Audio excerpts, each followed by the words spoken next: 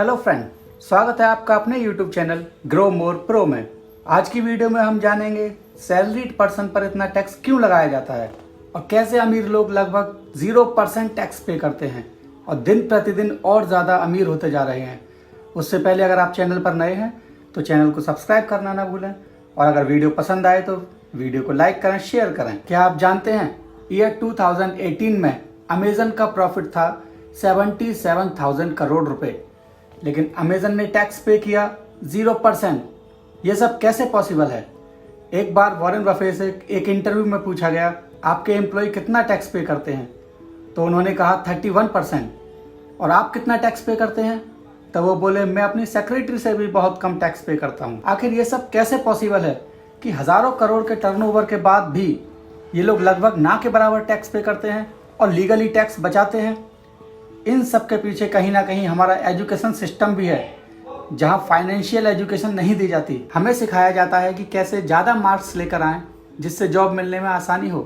Education system हमें employ बना रहा है, ना कि एम्प्लॉयर, क्योंकि एम्प्लॉय को लूटना बहुत आसान है। आज कोई भी व्यक्ति बिजनेस करना नहीं चाहता, सभी जॉब के पीछे लगे हुए हैं। आपने सुना होगा मुकेश अंबानी, एलन मस्क जैसे बड़े बिजनेसमैन अपनी कंपनी से सैलरी के नाम पर मात्र ₹1 या $1 जैसी रकम लेते हैं, क्योंकि अगर वो सैलरी लेंगे तो उनको टैक्स पे करना पड़ेगा। लेकिन इसके बदले में वो कंपनी के शेयर्स ले लेते हैं, जिससे कंपनी में उनकी ओनरशिप और बढ़ जाए। और चूंकि इस शेयर को खरीदने में कोई टैक्स नहीं लगता, इसलिए उनको कोई टैक्स भी पे नहीं करना होता। आइए एक एग्जाम्पल से समझते हैं। मान लीजिए मिस्टर ए एक सैलरीड पर्सन है और मिस्टर बी एक बिजनेसमैन है।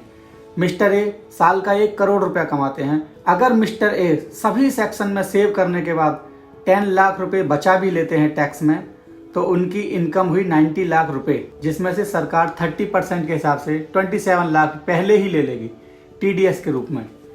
अब मिस्टर ए के पास बचे 63 लाख रुपए। अब अगर मिस्टर ए को कार खरीदनी है, AC लेना है या कहीं घूमने जाना है या कोई और घर का खर्चा करना है, तो उनका सारा खर्चा बचे हुए 63 लाख में से होगा। यानी आम आदमी पहले टैक्स देता है, फिर सारे खर्च करता है।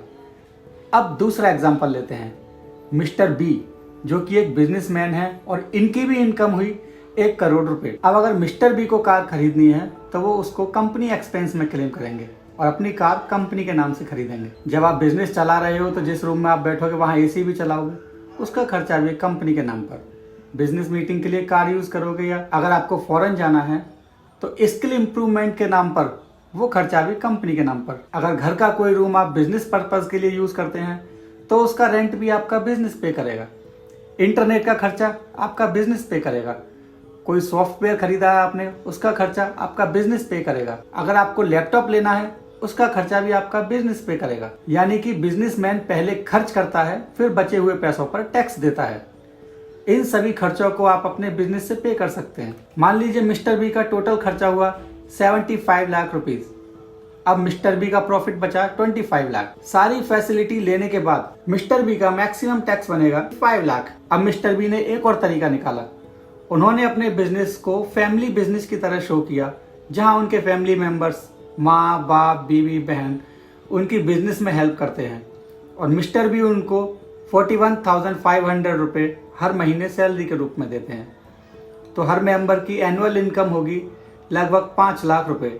और चूंकि सभी मेंबर लोअर टैक्स ब्रैकेट में आते हैं, इसलिए उनको कोई टैक्स भी पे नहीं करना।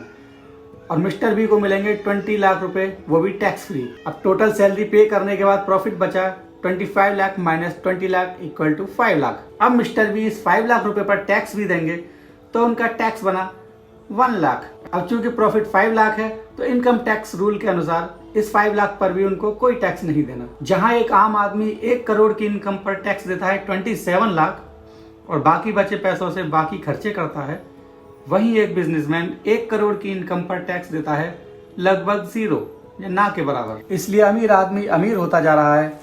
अमीर आदमी का रूल है सब खर्चा कंपनी के नाम पर और कंपनी खुद के नाम पर। दुनिया में कोई ऐसा व्यक्ति नहीं जो बिजनेस छोड़कर नौकरी में गया हो और अरबपति बन गया हो। इसलिए मेरा मानना है कि आप लोग नौकरी के साथ साथ बिजनेस के बारे में भी थोड़ा सोचना शुरू करें। आज की वीडियो में इतना ही। Thank you.